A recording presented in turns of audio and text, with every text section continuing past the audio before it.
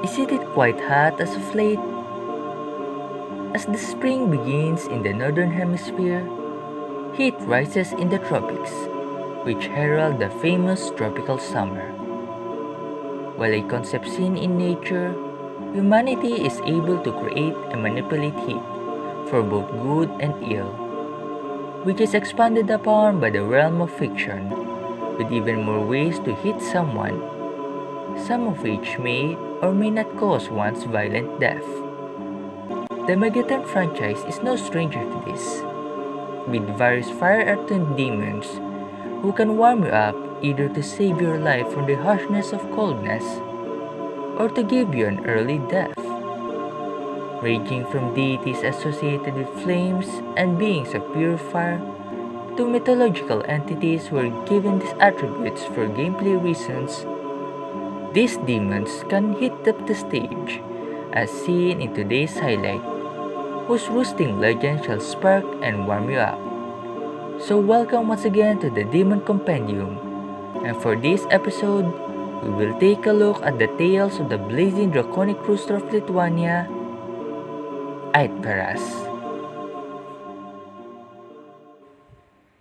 Aitvaras is a relatively new demon within the franchise who has a promising start just like their fellow demons. Having a quite unique design and background, this demon is also the first of their generation to appear outside their introductory game, which shows such a promising start. As such, why not give this rooster a highlight they deserve by first looking closely into the history behind Aitvaras? Aitvaras is a type of nature spirit found in Lithuanian folklore, commonly appearing as a rooster with a tail of fire and feathers of either black or white coloration. Though they can also appear as a black cat according to some sources. However, that is only the case when they are inside the house, for they appear as a flying fairy-tale snake or dragon when outside. Regardless of their form, they are known to take residence in someone's house, usually on fireplaces, and with the owner of the household unable to evict them out of their home. Once there, one can feed them with various foods such as egg-based cuisine like omelettes or dairy products to appease and even domesticate them, and in return, they would give you riches with a little catch.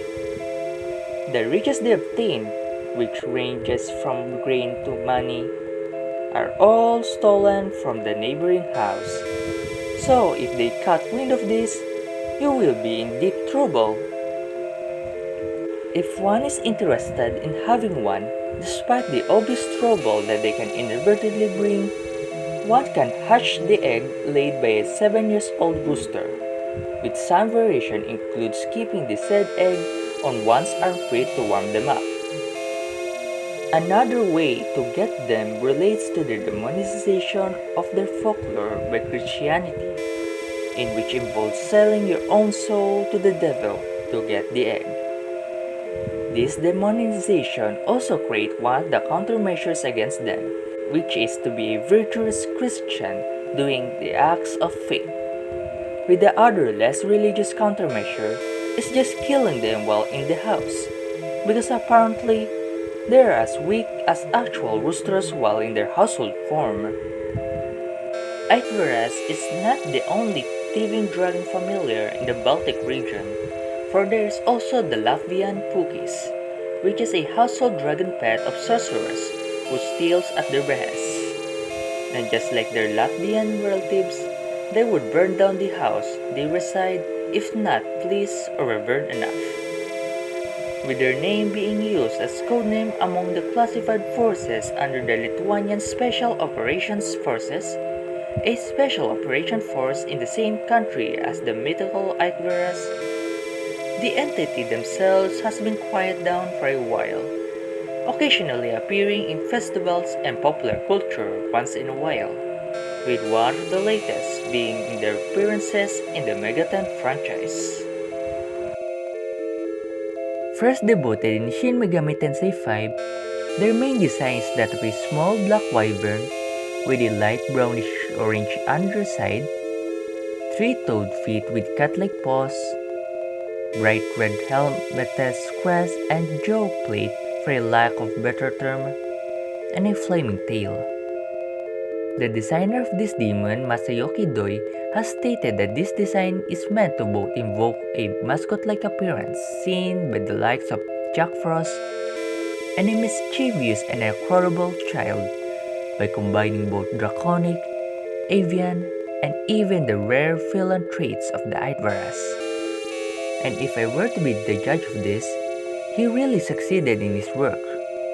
They both have cute elements that make me want to hug and pet it, and cool elements that make me very all for it. Overall, a very great design that infused both the legends and their role in the story. Speaking of roles gameplay-wise, they are consistently part of the Drake race, a race that befits their mischievous and draconic nature in both versions of Shin Megami Tensei V and in Soul Hackers 2. Their current appearances within the franchise at the time of this video's release. As expected from a demon attuned with a fire affinity, they nullify fire while also having weakness on ice, with their appearances in Soul Hackers 2 having them being weak against gun due to being a roster demon. In their debut in Shin Megami Tensei V, they are one of the many recruitable navigators within the game, with them apparently being good at getting stamp boosting items and support items. They can be found in the Daiba Minato, which is unlocked by accepting the quest The Egyptian's Fate.